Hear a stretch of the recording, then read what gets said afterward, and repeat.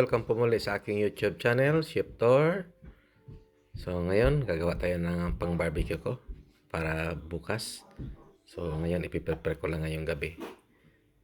Lalagay ko lang sa stick muna at ilalagay ko sa fridge para bukas ready na siya.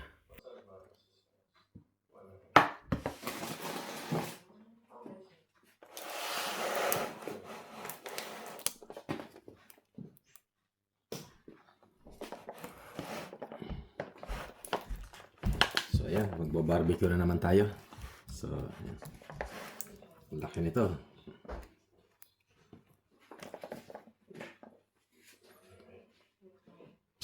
So hopefully magandang panahon bukas. Bukas ko to ihawin. Prepare ko lang ngayon.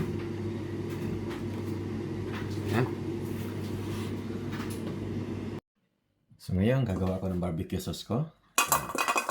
So normally pag nagbo-barbecue ako, hindi ko na minamarinate, gagawa lang ako ng sauce para pang ibabrush ko lang doon sa meat. So yan, garlic, fresh garlic. So optional lang yan.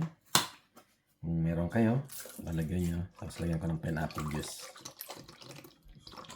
Tapos i-blender natin ito. Yan.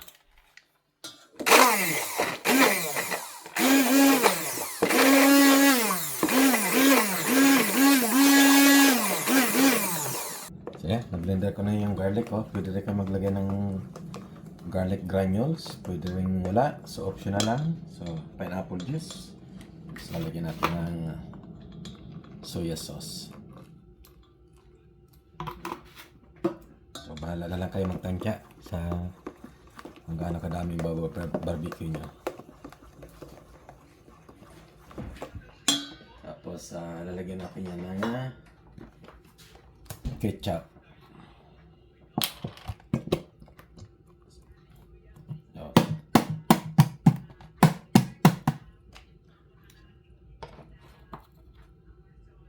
So, pineapple juice, ketchup, soya sauce, and brown sugar. Yung brown sugar, papahuli ko na lang kasi yung aking pineapple juice matamis na. Plus yung tomato ketchup, matamis din. So, pag medyo kulang sa tamis, saka ko lang lalagyan ng brown sugar. So, yan, kulang sa tamis. So, lalagyan ko ng brown sugar.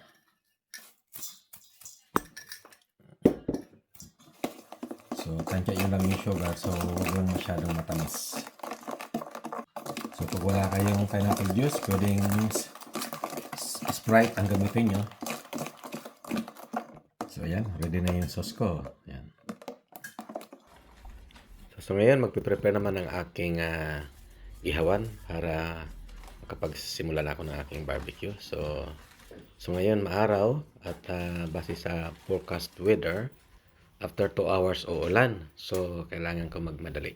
At least para maihaw ko agad ito aking barbecue. So, please like, share, and subscribe sa aking YouTube channel para lagi kayo updated sa aking mga video na pinopost. Dahil po sa bawat subscribe nyo, kayo po ay nakakatulong sa aking layunin na makatulong sa kapwa. Dahil po ang aking channel ay sport charity. So, that time po na kumikita na kay YouTube, lahat po nakikitain ko, ibibigay ko sa kawang gawa. So, napapatuloy niya akong suportahan. I-follow ang aking YouTube channel. So ayan, magsimula na tayo mag-ihaw. So ayan, kung makikita nyo yung aking barbecue, hindi ko na siya marinate. So yung aking ginawang sauce, last minute ko na lang siyang ipupunas doon sa ano. So ibinabrush ko na lang siya sa meat, last minute. So alaga lang sa paglalagay ng salsa para kapit na kapit yung sauce niya. So paglagay nyo, tapos mamaya pag baliktad nyo, so laging alaga sa pagbabrush ng salsa. So kapit na kapit siya.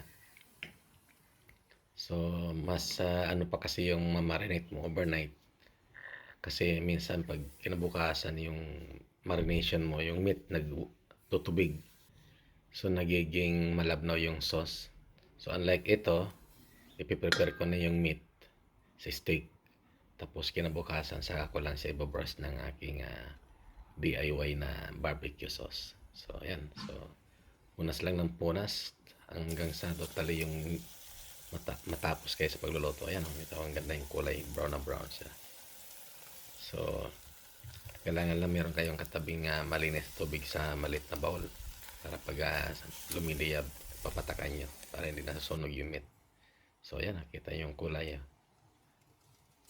Maganda. So bawat baliktin nyo, brush lang ng brush para yung sauce kapit na kapit siya. So para pag kinain nyo talagang malasang malasa. So ayan papatakan nyo ng tubig pag medyo lumiliyab para hindi nasusunog yung meat siya. Kasi ano itong ginamit ko, pork belly. So sa loob nyo ng pork belly is layered yan, yung fat meat.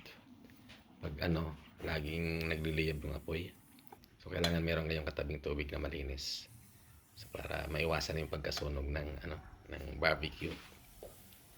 So aking barbecue naman ay simple lang.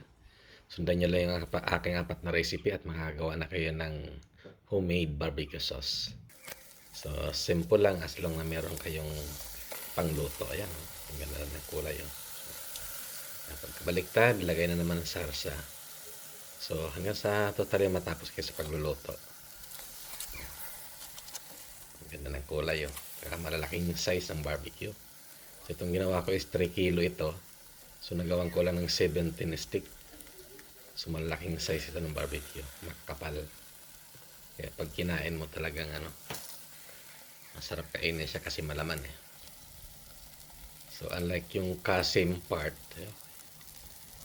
manipis. So ito tamang gusto ng kulay. Alaga ng alaga. So titikman natin. Talagang mabisa talagang lasa ng homemade barbecue sauce ko na ginagawa. So at least meron na kayong idea at makakagawa na rin kayo nito sa inyong bahay para sa inyong mga anak kung gusto mag-request sila ng barbecue. So hindi na kailangan bumili ng barbecue sauce. As long na meron kayong 4 niya na ingredients, makakagawa na kayo ng sarili nyong barbecue sauce. So ayan. Tapos na ako ihaw. Ito na yung outcome. So thank you po muli sa inyong panonood. God bless po.